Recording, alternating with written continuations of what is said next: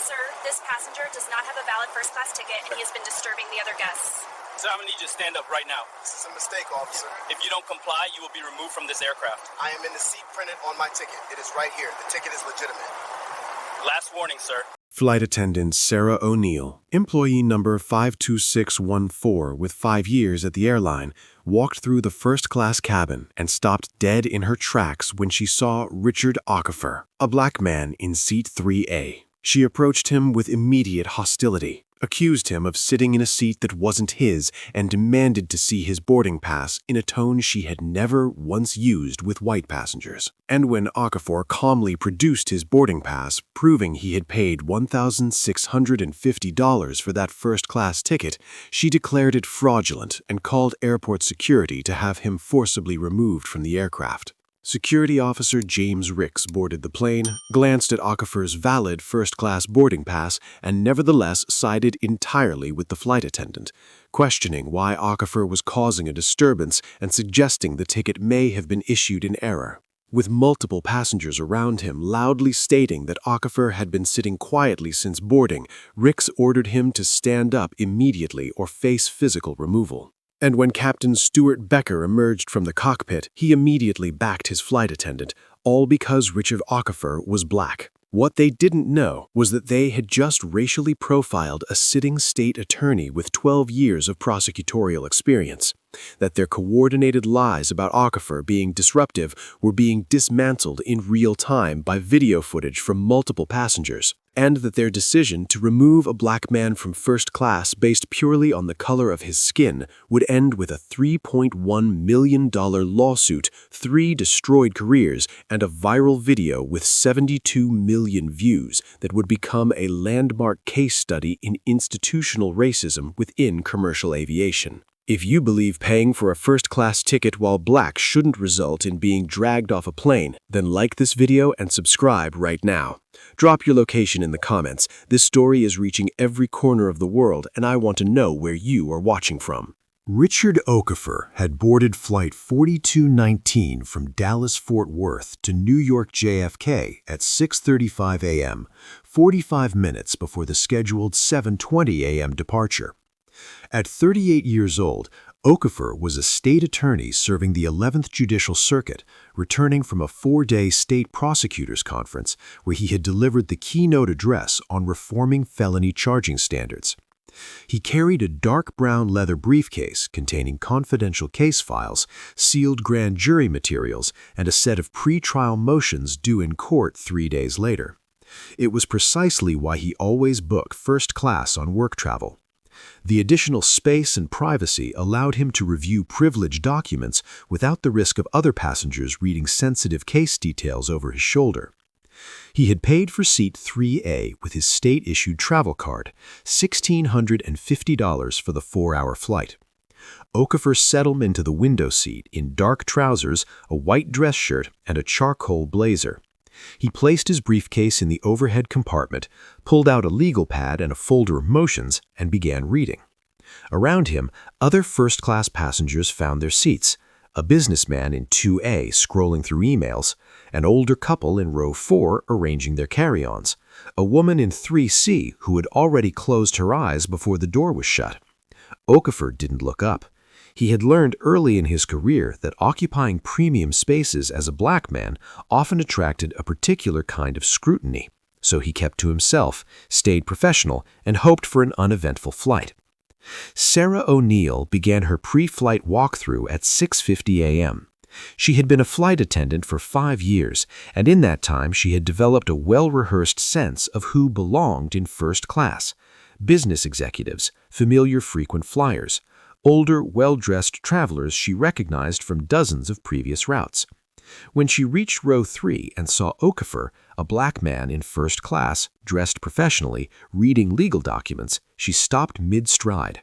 Her eyes narrowed with instant suspicion. She didn't pause at row 1. She didn't pause at row 2. She walked straight to Okafor. "Excuse me," O'Neill said sharply, planting herself over Okafor with her arms crossed. "Can I see your boarding pass?" Okafor looked up, mildly surprised. He had been questioned before, on other flights, in other first-class cabins, always by attendants who seemed disoriented by his presence in premium seating. But never this early in boarding, before the plane had even finished filling. "Is there a problem?" he asked, calmly.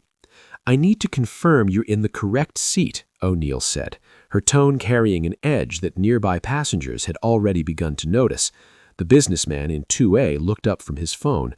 The woman in 3C opened one eye. Okafor reached into the seat pocket and produced his boarding pass without argument. It clearly showed, Seat 3A, First Class, Richard Okafor, confirmation number, paid ticket, correct flight, and date. O'Neill took it and studied it the way someone examines a document they have already decided is forged. She turned it over, checked the barcode twice. "Are you certain this is your ticket?" she finally asked.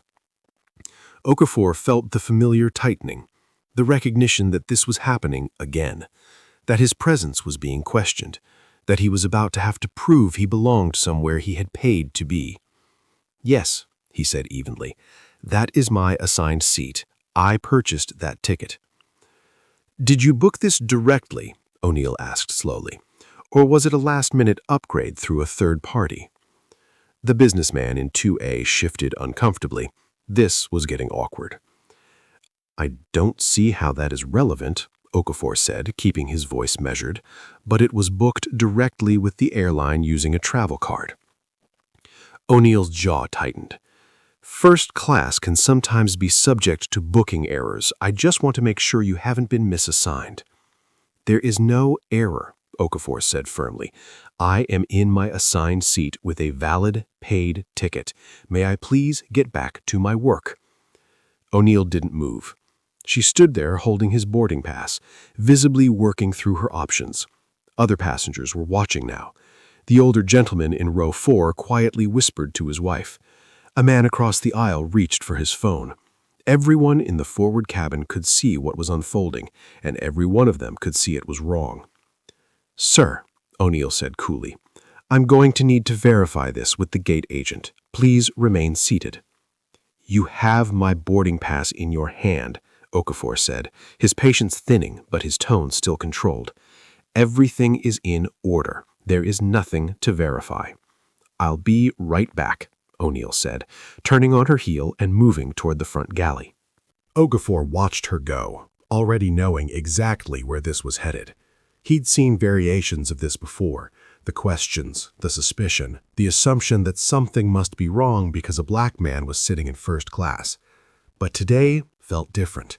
Today felt like O'Neill intended to push this all the way. At the front of the plane, O'Neill lifted the intercom handset and called the gate. "This is Sarah, first-class attendant on flight 4219. I have a passenger in 3A I need security to take a look at." The gate agent's voice came back through the line. "What's the issue?" "I think there may be a problem with his ticket," O'Neill said, lowering her voice, but not enough that Okafor couldn't catch pieces of the conversation from 3 rows away. "Does he have a boarding pass?" the gate agent asked. "Right name, right seat, right flight?" "Yes, but, Sarah, if his boarding pass is valid, I'm not sure what you want us to flag." O'Neill's voice went flat. "Just send security. I have a concern about this passenger." She hung up. She returned to Okafor, who was still seated, still working through his legal papers, still doing absolutely nothing wrong. "Sir, security is on their way to verify your ticket," O'Neill announced, loudly enough for the cabin to hear.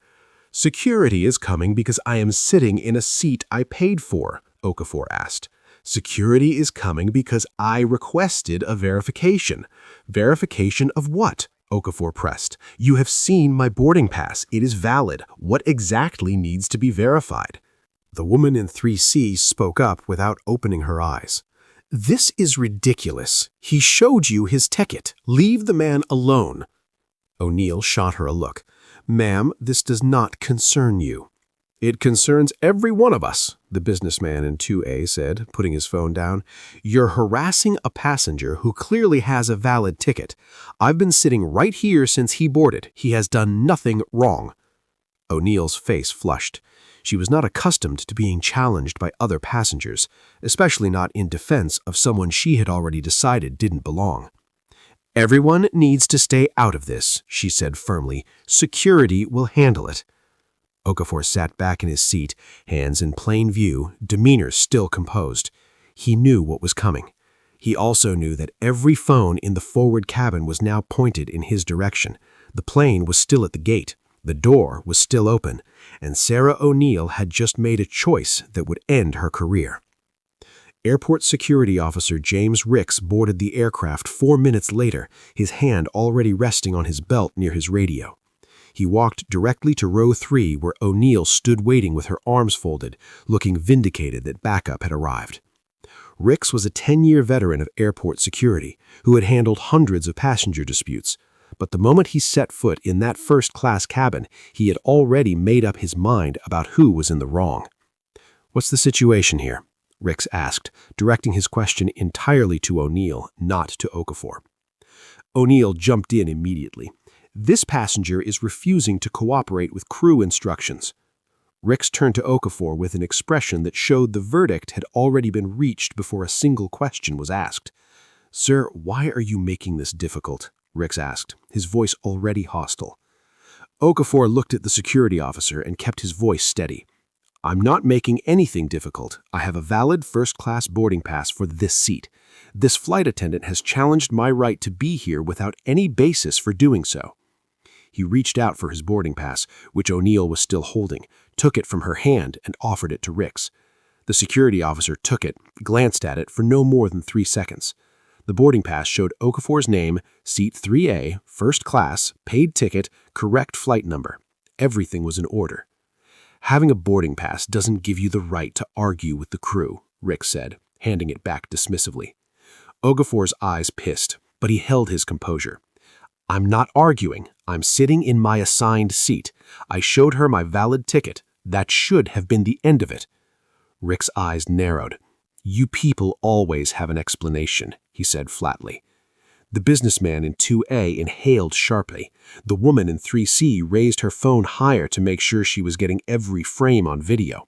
A passenger in the row behind pulled out his phone and began recording from a second angle. Several others shifted in their seats, visibly unsettled by what they were watching. O'Neill saw her opening and took it. "I believe there has been an error with his booking," she said to Ricks. "I don't believe he actually paid for this cabin." Ricks nodded, as if she had just confirmed everything he'd already assumed. "Then that settles it," he said. Okafor stared at both of them. "Settles what?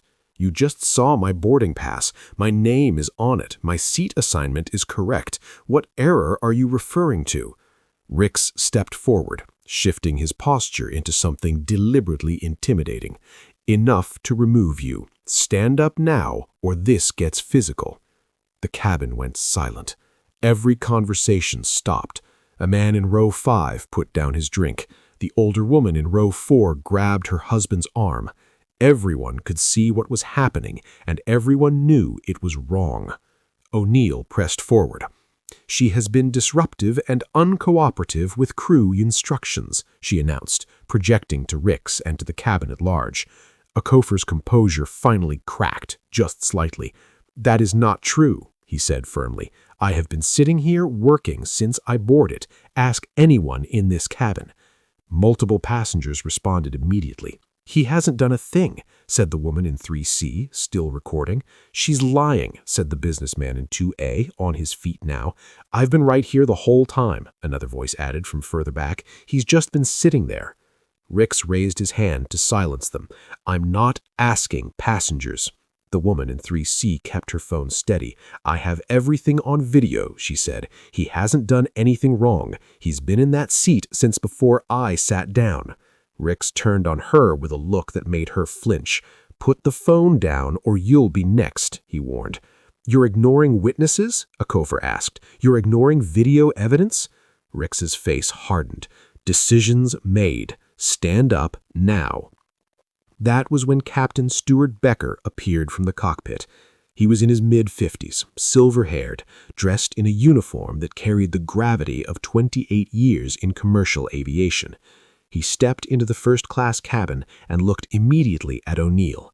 "What is going on back here?" he asked. O'Neill turned to him like she'd been waiting for exactly this.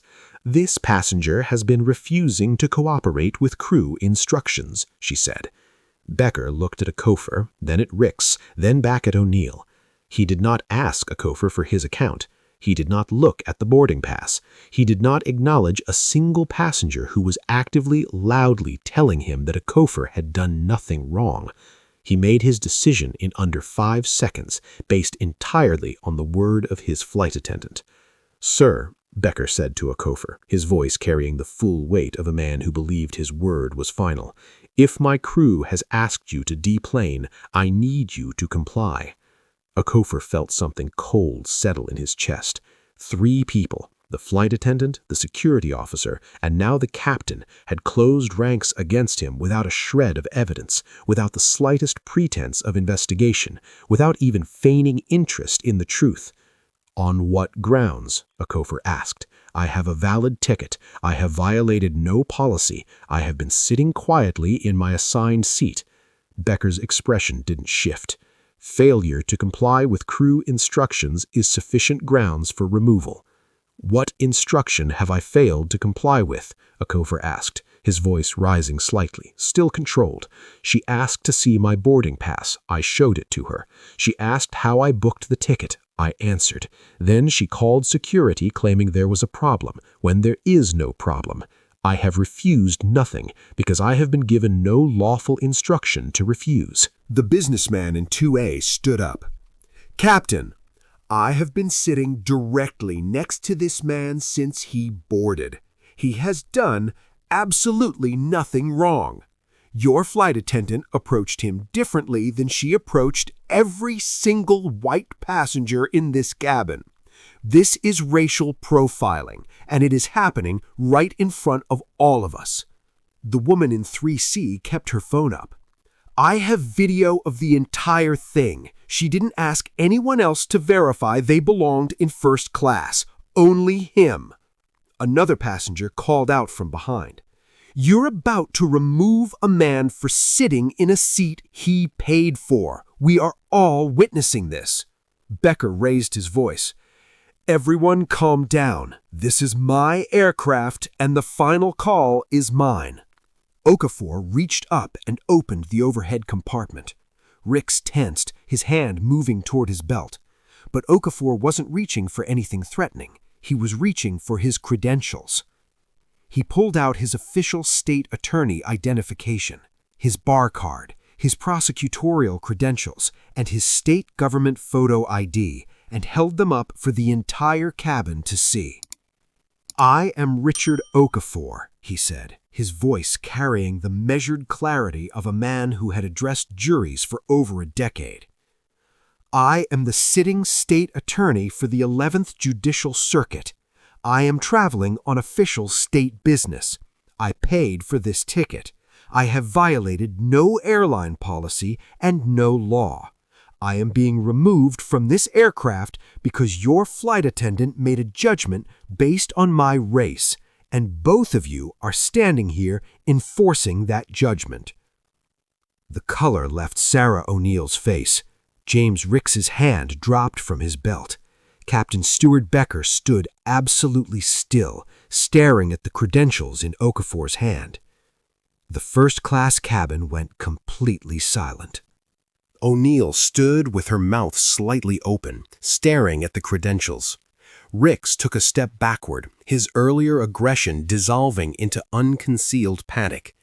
Becker's expression moved from confident authority to hollow uncertainty in the span of 3 seconds. Okafor kept his credentials raised so that every passenger, every recording device, every witness in the cabin could see them clearly. "You're a state attorney?" Becker finally managed, his voice stripped of everything it had carried 30 seconds earlier.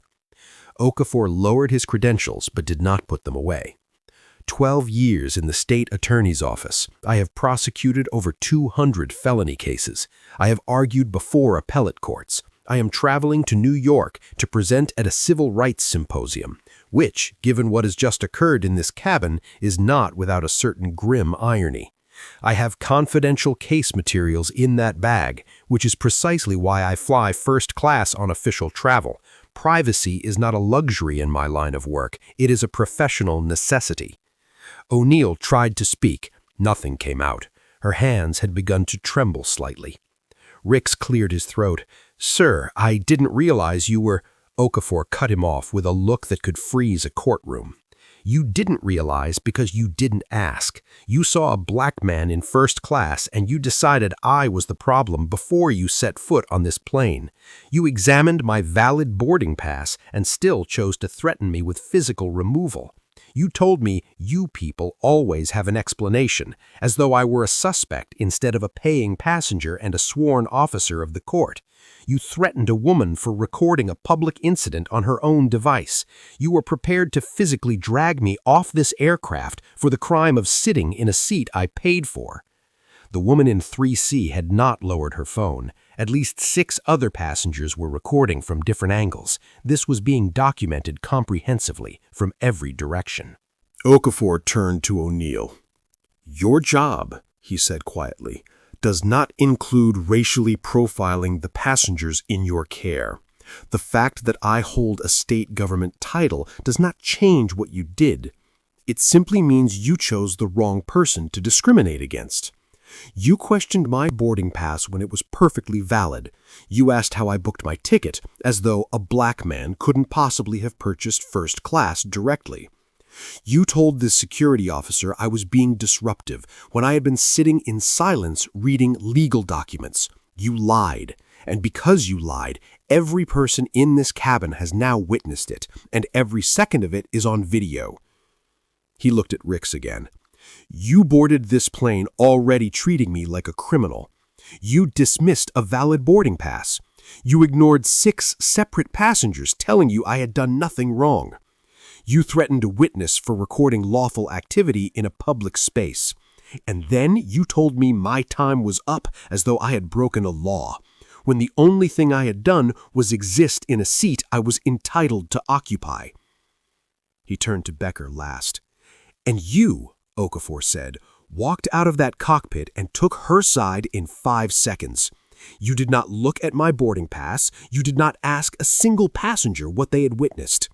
You saw your white flight attendant accusing a black passenger, and you backed her without hesitation. That is not command. That is complicity." Becker opened his mouth.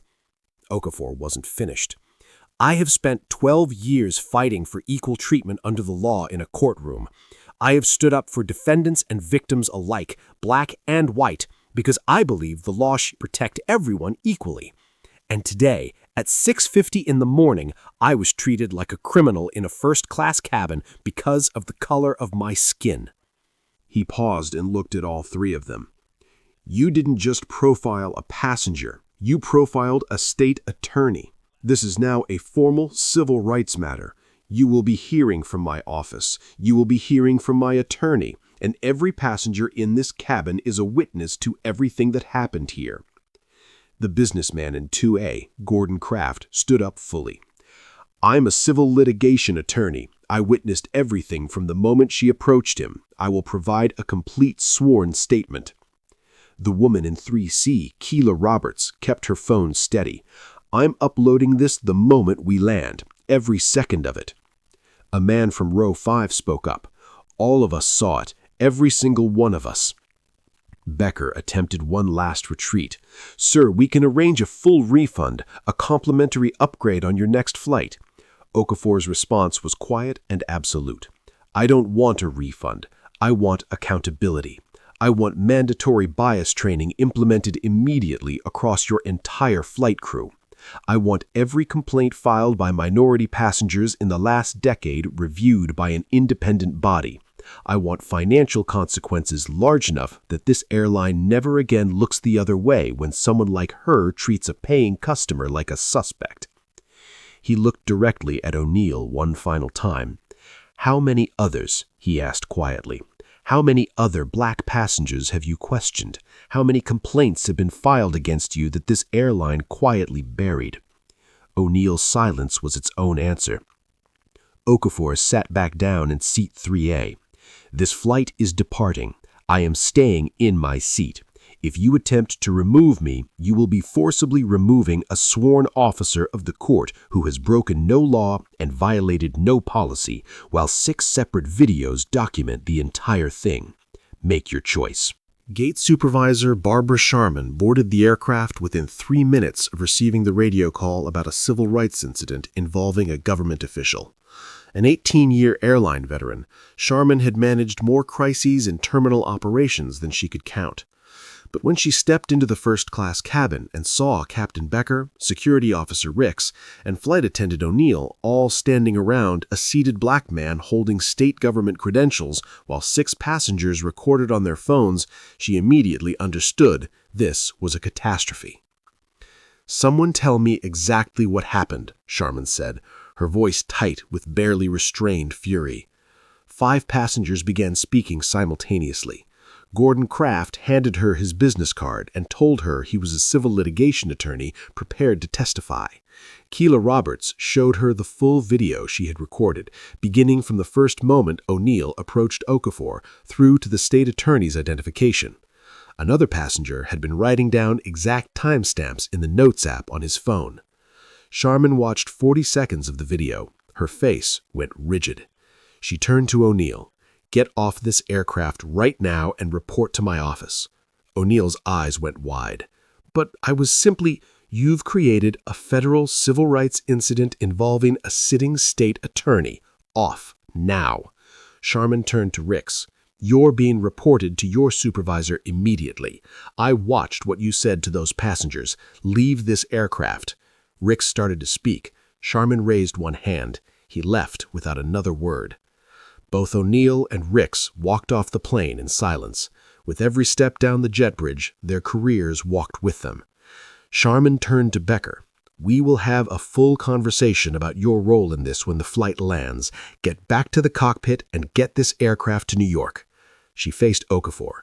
"Mr. Okafor, on behalf of this airline, I want to offer a sincere and unconditional apology for what you experienced this morning. It is completely unacceptable, and there will be full accountability." Okafor looked at her without warmth.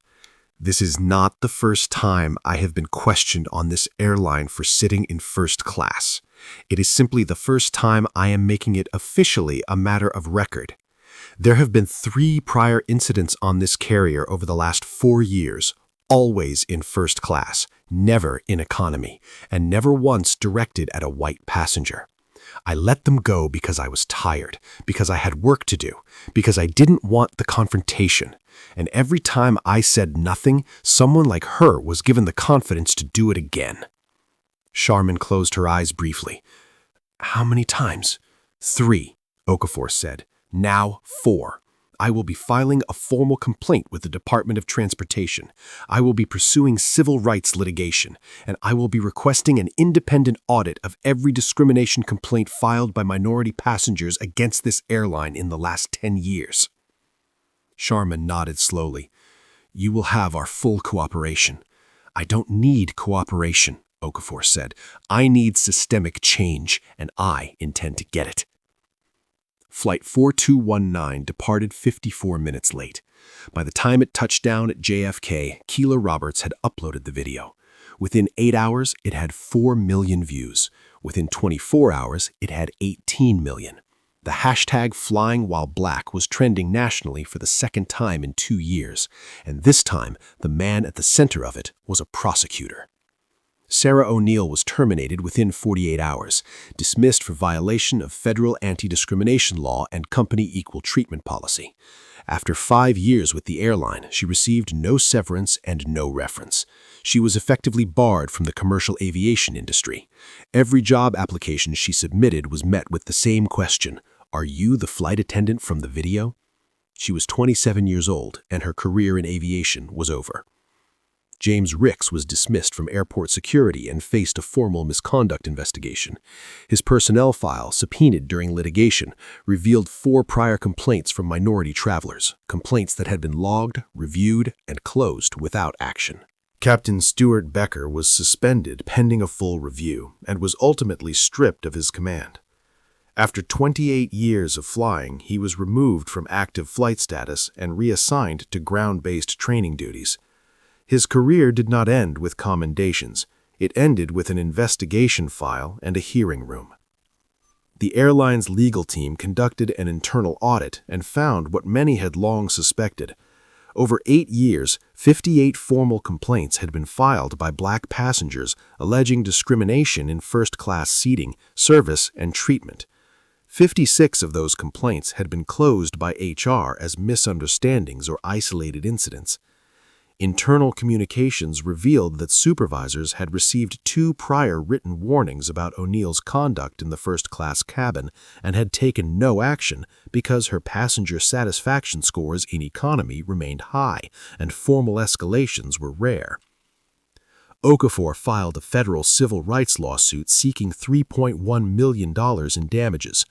The airline settled within 5 months, unwilling to place the video, the internal emails, and 58 ignored complaints before a jury. The settlement included mandatory implicit bias training for all cabin crew and gate staff, independent quarterly audits of passenger discrimination complaints, a zero-tolerance policy for racial profiling with automatic termination provisions, the establishment of a dedicated passenger civil rights office, and the forced resignation of 11 employees with documented patterns of discriminatory conduct complaints. 5 years later, the video had 72 million views. It is used in corporate diversity training programs, law school civil rights seminars, and aviation regulatory hearings as a case study in how institutional indifference allows individual racism to flourish unchecked and the price exacted when it finally catches up. Okafor used a portion of his settlement to establish a civil rights legal defense fund providing pro bono representation to minority travelers facing discrimination in transit and public accommodation. He continues to serve as state attorney, and he continues to fly first class. Airlines tend to treat him with exceptional attention now. Nobody wants to be the next case study. Sarah O'Neill was 27 when she was terminated. She has not worked in aviation since. She works a retail position. The video still follows her. The lesson was expensive, public, and entirely avoidable. Assumptions about who belongs in a seat, based not on a boarding pass, but on the color of a person's skin, don't just humiliate the person in that seat. They end careers. They cost millions, and they expose for everyone to see the years of systemic failure that allowed discrimination to operate quietly, comfortably, and with institutional protection right up until the moment someone decided they would no longer be silent about it. If you believe qualified professionals deserve to be treated with dignity regardless of race, share this story. If you have ever been made to feel like an intruder in a space you paid to occupy, drop your experience in the comments. And if you think billion-dollar companies should face real, lasting consequences for enabling racism, subscribe, because we are bringing you more stories where justice costs exactly what it should. Everything.